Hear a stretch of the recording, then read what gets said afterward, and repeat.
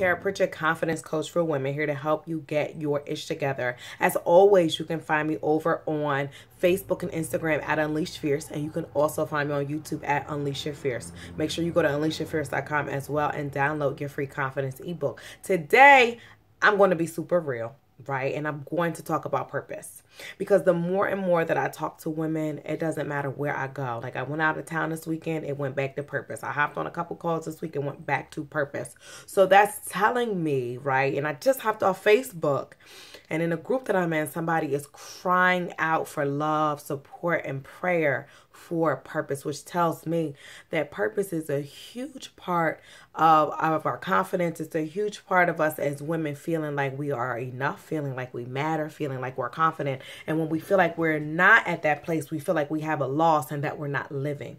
But what if you can move from feeling like you have a loss, right, to feeling like you are purposed and you are called for something greater than yourself? Because we all are. That's why the first part of my book, Born Fierce, How to Unleash the Confident Woman Within, it's all about honoring your calling. So honoring the calling that God knew who you were before he placed you in the womb, which means he brought you here for a reason. He didn't let you go. He didn't allow, something else to happen to you. He brought you here. Even if you've had painful experiences, that is purpose. That is purpose, right? That is purpose. Put your hand over your heart. You feel that shit moving?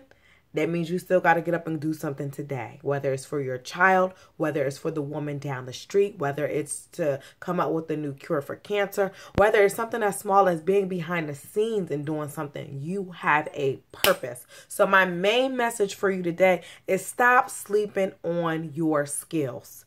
Stop sleeping on your skills and stop saying, I don't know what my purpose is. Yes, you do, right? That is my personal belief. I firmly believe we all know our purpose in some way, shape, or form. Now, I will say that I do believe that I was blessed and highly favored because I'm super conscious and intuitive. And ever since I was little, I always picked up on the clues of my skills. For example, when my mother sent me to sports camp and one of my closest friends said, you're fat. And they all just started laughing. For number one, I told my mom I didn't want to go. And then when that happened, I'm like, I know this shit ain't cut out for me. This sports is not my skill set. It never has and never will be. I still don't fool with sports to this day. I don't play them, but I'm saying I'm not really into that community and all of that kind of stuff. I know that that's not me. That ain't my skill set. But my mom prided herself on exposing me to everything. And I believe I'm blessed and highly favored because my mom did expose me to everything. But when my mom gave me a book, girl, I was like, this is for me. I was so into it. You will find me in the corner as a little kid reading books. Where would I find you as a little girl? Where would you be? Because I would be in the corner reading a book. Take me to my grandma's house. My mom always says my grandma was mad at me because I started leading my cousins and I made them make all this noise. I told them, go in the corner, sit down, do this, do that. What was I doing? I was leading. I was teaching. What do I do now? I'm leading. I'm teaching. Those are my skills.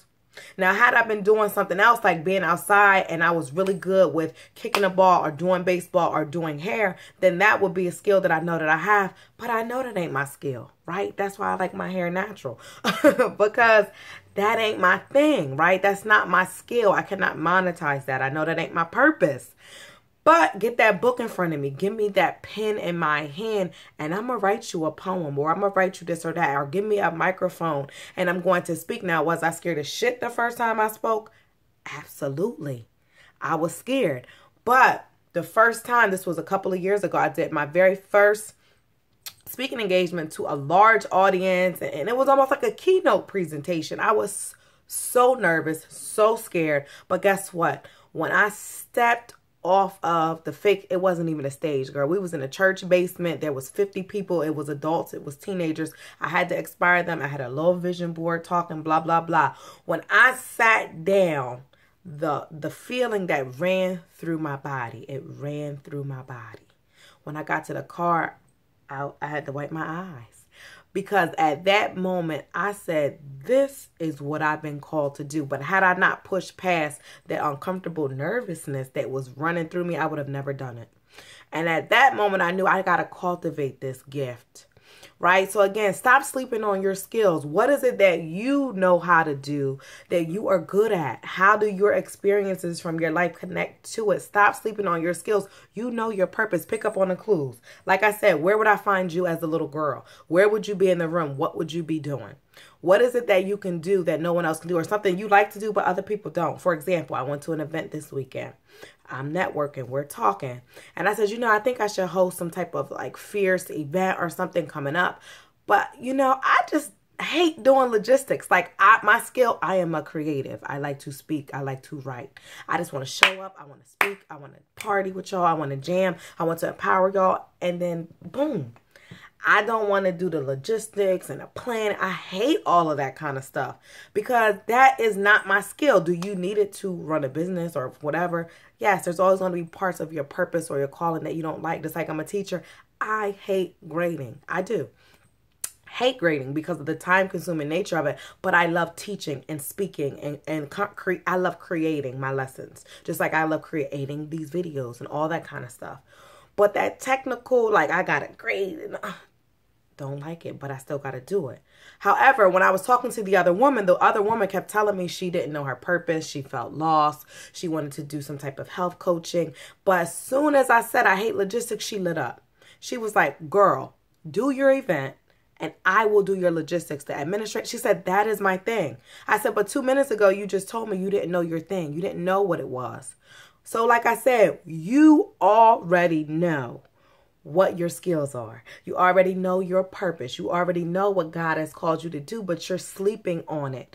You are not tapping into it. You are not taking advantage of it. As soon as she said that, light bulbs just bling, bling, bling. She knew exactly what she was good at. Now, does that always necessarily mean it's your purpose? No, but like I told her, you have to try out different things. What did I say my mom did? She put me in sports camp. She put me in writing camp. I went to cosmetology camp and I said, oh, hell no, I'm not standing up all day doing hair, right? You got to try things out in order to find the specific thing. But if you do not take a move, you will not get to where you want to go. You got to start somewhere.